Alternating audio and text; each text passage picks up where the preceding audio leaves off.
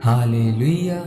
स्वागत है आप सबका मेरी भविष्यवाणियों की पुस्तक में। तो आइए हम आज के पवित्र वचन को पढ़ेंगे जो कि परमेश्वर के दास प्रेरित अंकुर यूसुफ नरूला जी के द्वारा लिखा गया है। बीज की सुरक्षा। जैसा कि न्यायियों की पुस्तक अध्याय 6 उसकी 3 और 4 आयत में लिखा है, जब जब इजरायली बीज बोते तब तब मिधानी और अमालेकी और पूर्वी लोग उनके विरुद्ध चढ़ाई करके अज्जा तक छावनी डाल डालकर भूमि की उपज नष्ट कर डालते थे। मेरे प्रियो, बाइबल में लिखा है कि जो परम प्रधान के छाए हुए स्थान में बैठा रहेगा वह सर्वशक्तिमान की छाया में ठिकाना पाएगा।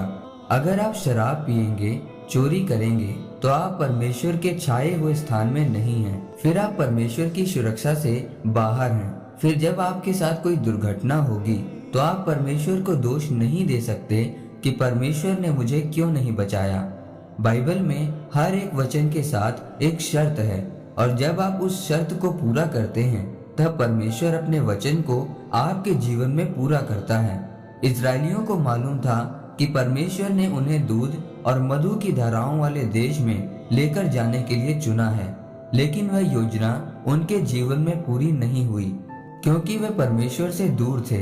परमेश्वर से दूर रहने के कारण ही कोई दाखरस के कुंड में अपने गेहूं छिपाता था तो कोई गुफाओं और टीलों में रहता था, लेकिन परमेश्वर ने उनको गुफाओं में छिपने के लिए नहीं चुना था। परमेश्वर का वायदा हमारे जीवन में तब पूरा होता है जब हम पवित्रताई के साथ परमेश्वर में बने रहते हैं। बाइबल में लिखा है कि गिदोन ने परमेश्वर की दुहाई दी कि परमेश्वर, हमने पाप किया है, हमने तुझसे दूर होकर गलती की है, इसलिए दुश्मन हमारे बीजों पर कब्जा कर रहा है। आज लोग परमेश्वर से पूछते हैं कि परमेश्वर, मेरे बीज का फल क्यों नहीं आता, क्योंकि शैतान आपके बीज को चुरा रहा है। परमेश्वर ने कहा कि जो बीज अच्छी भूमि पर बोया जाता है वह फल लेकर आता है और शैतान उसे चुरा नहीं पाता। और परमेश्वर के दूत उस बीज की रक्षा करते हैं और परमेश्वर के दूत उनके जीवन में काम करते हैं जो लोग परमेश्वर के वचनों को सुनते ही नहीं बल्कि उन पर व्यक्तिगत रूप से चलते भी हैं। जब गिदोन ने परमेश्वर के नाम की दुहाई दी कि परमेश्वर, हमारी इस शर्मिंदगी से हमें छुड़ा, तो परमेश्वर ने उसे दर्शन देकर कहा कि हे शूरवीर सूरमा, यहोवा तेरे संग है। तब गिदोन हैरान हो गया कि ये कैसे हो सकता है।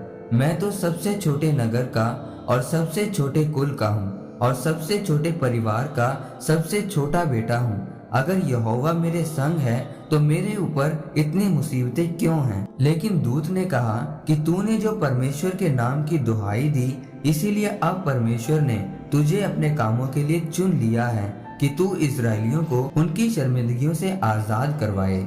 इसलिए मेरे प्रियो, जब आप परमेश्वर के वचनों पर चलते हुए परमेश्वर के कामों के लिए अपने बीज को बोते हैं तो आपका यह बीज फल लेकर आता है और कोई भी शैतान की ताकत उस फल को चुरा नहीं पाती, क्योंकि परमेश्वर की सुरक्षा आपके बीज पर और आपके जीवन पर होती है। आमीन।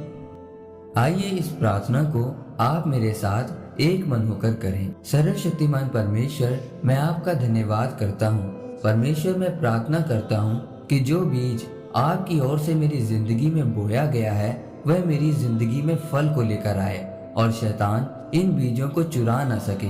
मैं अपने बीज की संभाल कर सकूं। प्रभु यीशु मसीह के नाम में आमीन। परमेश्वर आप सबको आज के वचन के ऊपर मनन करने के द्वारा आशीषित करे। आमीन।